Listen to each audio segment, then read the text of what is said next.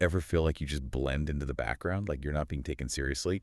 Well, get ready for a power-up because today we're deep diving into one of Robert Greene's 48 Laws of Power, Ah. the one that can totally transform how people see you, how they treat you. Ooh, this is a good one. It is, right. Yeah, Law 34. Be royal in your own fashion. It's about more than just faking it till you make it, though. Way more. Yeah. We're talking about like cultivating that presence that makes people lean in and think, Mm-hmm. this person's got it figured out. Yeah, Even just the excerpt we're working with today, I'm fascinated. it's really about perception, this law. Okay. It highlights that perception really shapes reality. Hmm. It's not always about who you are, but who people perceive you to be Right. that can open doors or slam them shut. Absolutely. Yeah. The source material uses Napoleon as a prime example. Oh, interesting. Here's a guy, he wasn't born into royalty, but he carried himself with such ambition that people started treating him like he was destined for greatness. Hmm.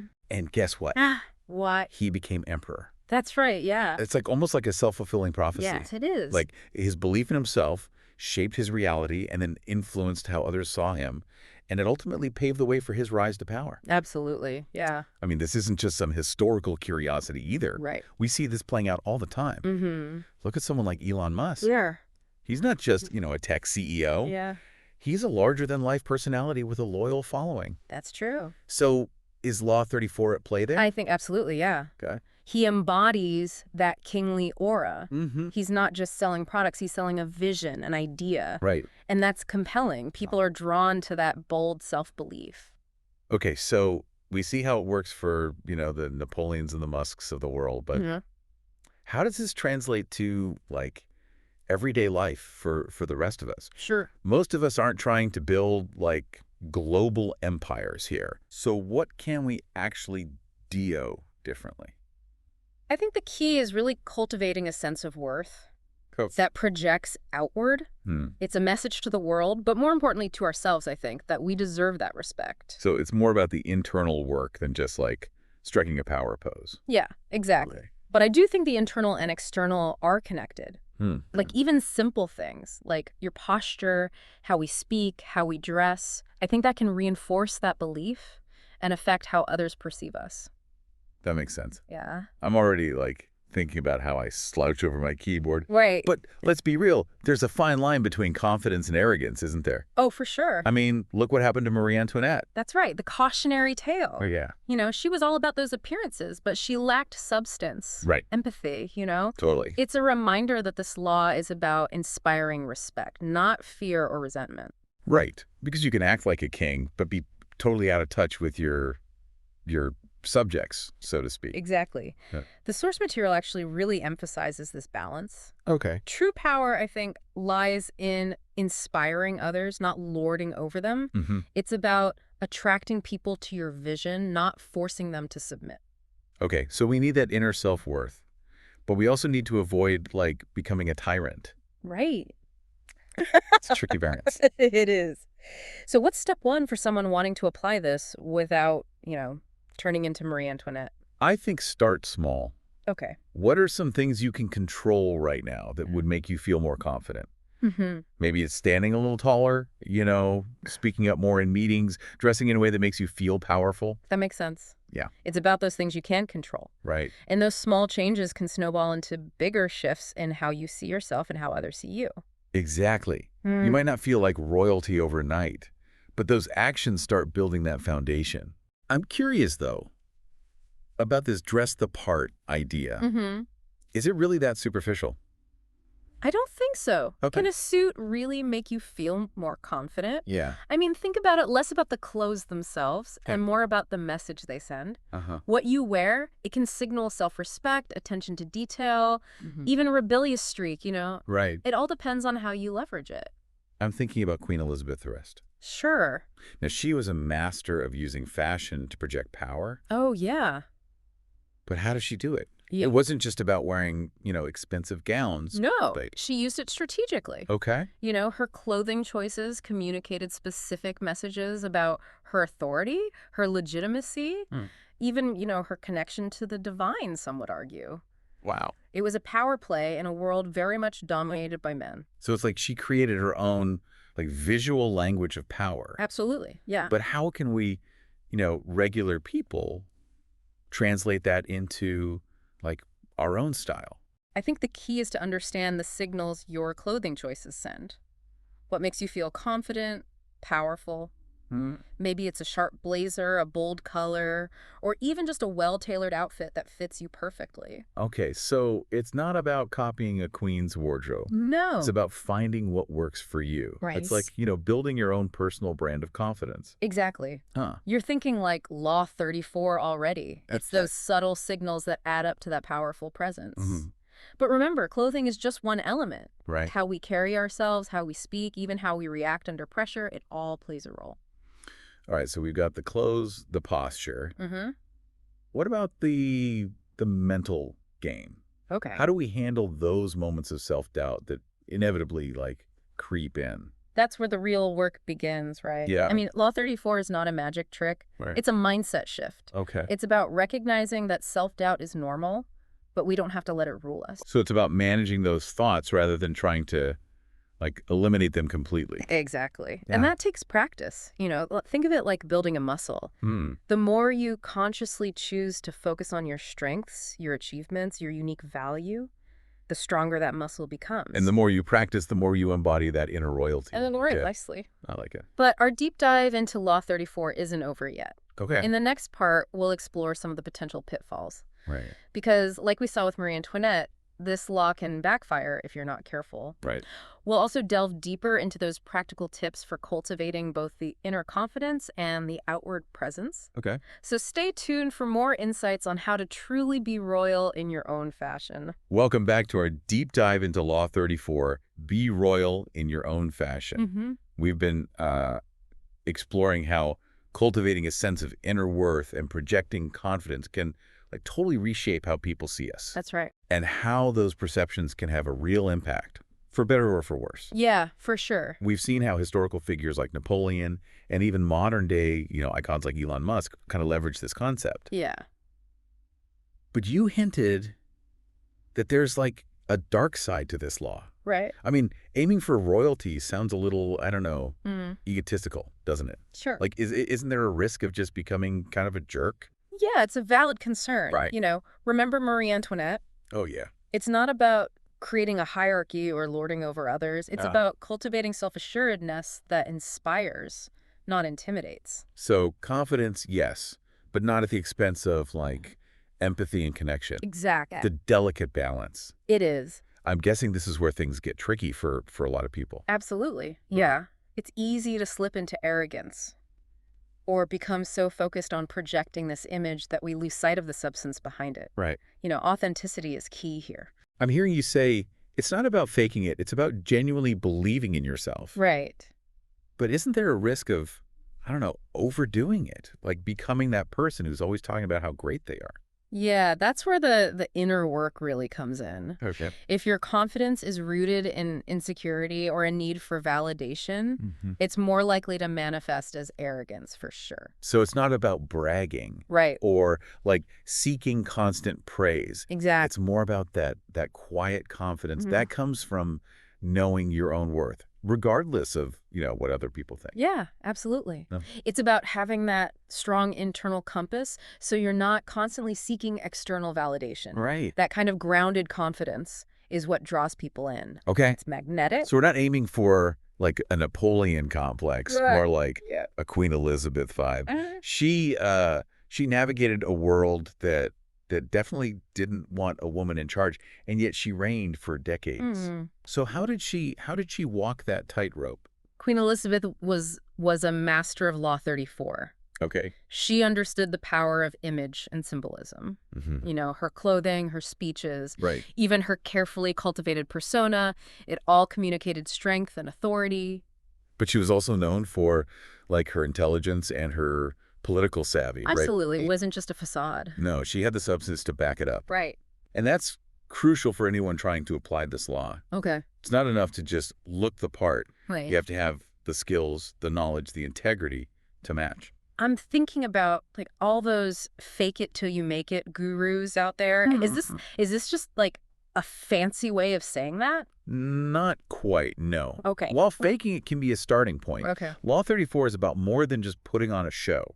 It's Yeah. about cultivating that deeper sense of self-belief that permeates everything you do. Okay, I'm starting to see the nuance here. Yeah. It's about aligning your inner reality with your outer projection. Exactly. But how do we actually put this into practice? Sure. Like, it all sounds a bit, I don't know, abstract. Let's bring it down to earth. Okay. Think about different areas of your life. You know, your career, relationships, social interactions. Right. How could embodying this royal mindset shift things for you? All right. Let's say I'm going for a job interview. Okay, yeah. I know those situations can be like super nerve-wracking. Yeah. How do I project confidence without seeming like arrogant or cocky? Remember those practical tips we talked about earlier? Oh, yeah. You know, posture, eye contact, Right. speaking clearly and with conviction. Mm-hmm. These are all signals of confidence that can make a big difference. What about like the content of what I'm saying? Sure. Is it just about like sounding confident, or is there more to it? It's about demonstrating your value, Oh. but also, you know, knowing your worth. Don't be afraid to highlight your achievements, your skills, what you bring to the table. So it's not about bragging. No. It's about owning your accomplishments and presenting yourself as an asset. Exactly. Right. You're not begging for the job, you're showing them why they need you. Okay. That subtle shift in mindset can make a world of difference in how you approach it and how you're perceived. Okay. That's helpful for like the career front. But what about personal relationships? Yeah. Does Law 34 have a place there? It feels a bit, I don't know, manipulative to be like trying to project power onto, your loved ones, doesn't it? Right. It's not about exerting power over others in relationship. Okay. It's more about cultivating that sense of mutual respect and admiration. So how does Law 34, how does that play into that? Think about it this way. Okay. When you have a strong sense of self-worth, you're more likely to set healthy boundaries, communicate your needs clearly, Right. and attract partners who value you for who you are. I see. So it's not about trying to like control the other person. No. It's about showing up as your best self and attracting people who appreciate that. Precisely. Okay. It's about fostering that dynamic where both partners feel empowered and respected. Okay. That makes sense for, romantic relationships. But what about other social situations? Sure. Like meeting new people at a party or a networking event? Yeah, absolutely. Does Law 34 apply there too? For sure. Okay. It's about projecting an aura of approachability and confidence. It's about engaging genuinely, listening actively, and sharing your own thoughts and experiences with enthusiasm. So not about like trying to dominate the conversation or impress everyone in the room. Yeah. More about being authentic and present. Exactly. Okay. And that kind of genuineness, it's magnetic. People are drawn to those who are comfortable in their own skin and genuinely interested in connecting with others. I'm starting to see how like Law 34 can be applied in so many different areas of life. But I'm curious, are there any like specific examples from the source material that illustrate this? Sure. Like, how can we use this law to, I don't know, negotiate a raise? Okay. Or stand up for ourselves in a difficult conversation? The source material actually uses the analogy of luxury brands. Oh, right. To illustrate this point. Right. They don't, lower their prices or beg for customers. Right. They understand the power of projecting an image of exclusivity and high value. So they command respect by embodying it. Exactly. But how does that translate to like real life situations for us non-luxury brands? Yeah. Right. Let's say you're negotiating a raise. Well, Instead of approaching it from a place of desperation or pleading, you want to come from a position of confidence and self-assuredness. So highlight my achievements. Demonstrate my value to the company. Yeah. Articulate my expectations clearly. Exactly. You're not begging for a favor. You're showcasing why you deserve it. Right. And that shift in mindset can make a big difference. All right, that makes sense. Yeah. But what about those situations where we need to like stand up for ourselves, like in a difficult conversation or when we're feeling disrespected? Sure. How can Law 34, how can that help us navigate those tricky situations? I think in those situations, it's about setting boundaries. Okay. Communicating your needs with clarity and conviction, recognizing that you deserve to be treated with respect, and not being afraid to assert yourself when that respect is violated. So it's about finding that balance between being assertive and being respectful, right? Exactly. Like I don't want to come across as aggressive or confrontational. You're right. It's about finding that sweet spot. Hmm. It's about communicating your message in a way that's both firm and respectful, Right. staying calm, collected, and focused on finding a resolution that works for everyone. Good. This is all making a lot of sense. Good. But before we wrap up this part of our deep dive, I have one more question. Okay. We've talked a lot about external actions and how we present ourselves to the world. Right. But what about the internal work? Sure. How do we cultivate that deep sense of self-worth Yeah. that underlies true confidence Yeah. and empowers us to embody this law authentically? That's a great question, and it's crucial. Right. True confidence isn't just about outward appearances.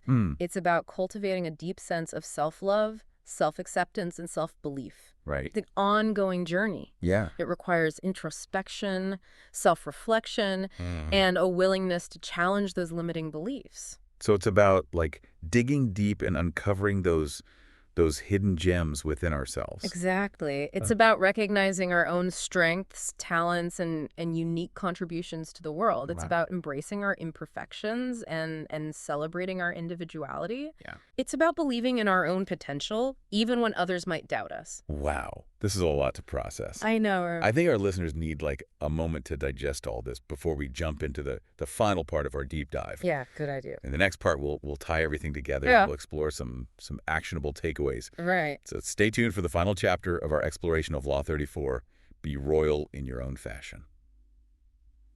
Welcome back to our deep dive into Robert Greene's 48 Laws of Power. We've been unpacking Law 34, Be Royal in Your Own Fashion, That's right. and exploring how it can truly like level up your life. Yeah, for sure. But now it's time to bring it all home. Okay. What are the key takeaways our listeners can start applying today to cultivate that inner royalty Right. and command the respect they deserve? It all starts with that inner work we've been emphasizing, right? Right. Cultivating a genuine sense of self-worth is the foundation. Okay, so let's get practical. What are some tangible steps our listeners can take to boost their self-worth? Okay. Because it's one thing to say believe in yourself, but like, how do you actually do that? One powerful exercise is to identify your strengths. Okay. Make a list of everything you're good at, things you're passionate about, qualities you admire in yourself. Don't be shy. Really celebrate those strengths. I love that. Yeah. It's like giving yourself like a pep talk, reminding yourself of all the amazing things you bring to the table. Exactly. Yeah. And when those inevitable self-critical thoughts creep in, challenge them. Okay. Don't let them take root. Reframe those thoughts in a more positive light. So instead of saying like, I'm not good enough, I should try saying like, I'm learning and growing every day. Precisely, yeah. Okay. It's about focusing on progress, not perfection. Right. And another powerful way to boost self-worth is by setting goals and taking action. Ah, the good old achieving things strategy. That's right. But I see how it ties into Law 34. Every time you hit a goal, no matter how small it is, it reinforces that belief in yourself. You got it. It's about proving to yourself that you're capable, Right. that you can make things happen, and that confidence builds momentum. All right. So we're working on that inner foundation. But what about those outward actions we talked about? The posture, the eye contact, the way we dress. Do those things really make a difference? Absolutely. Think of them as signals, both to yourself and to the world, that you value yourself. I'm thinking back to that luxury brand analogy. Right. They don't discount their products because they know it would diminish, their perceived value. Is that what we're doing here? Creating our own personal brand of confidence? You're catching on. Okay. Yeah, it's about understanding the messages you're sending with your appearance, your body language, even your tone of voice. So if I'm slouching and mumbling, I'm basically saying, I'm not worth your time. It might not be that extreme. Okay. But those subtle signals do register both consciously and unconsciously. Okay, I'm officially standing up straighter right now. Good. But what about those moments when, despite all the inner work and the power posing, we still feel intimidated or unsure of ourselves? It happens to everyone. Yeah. Remember, Law 34 isn't about becoming some kind of emotionless robot. Right. It's about learning to manage those feelings effectively. So what's the antidote to feeling small or intimidated in those challenging situations? I think self-compassion. Hmm. Treat yourself with the same kindness and understanding that you would offer to a friend who's struggling. So instead of like beating myself up for feeling nervous, I should be offering myself support and encouragement. Exactly. Be your own cheerleader. Okay. Remind yourself of your strengths, your past successes, and your ability to navigate challenges. You know, what's really striking me is how much of this comes down to mindset. Mhm. Law 34, it's not just about tactics. It's about cultivating a belief in yourself that permeates everything you do. You've hit the nail on the head. Hmm. Yeah, it's about shifting your internal dialogue, Right. recognizing your worth, and projecting that confidence into the world. So as we wrap up this deep dive, Hmm. what's the one message you want our listeners to take away? Remember that embodying Law 34 is not about becoming someone you're not. Okay. It's about becoming the best version of yourself. Hmm. It's about owning your strengths, embracing your individuality, and expressing your authentic self with confidence and grace. And remember, this is a journey. Mm-hmm. Keep practicing, keep learning, keep believing in yourself. Yeah, And as you do, you'll find that the world will start to reflect that belief back to you. absolutely. Until next time, keep exploring, keep growing, and keep diving deep. Sounds good. We'll catch you on our next adventure.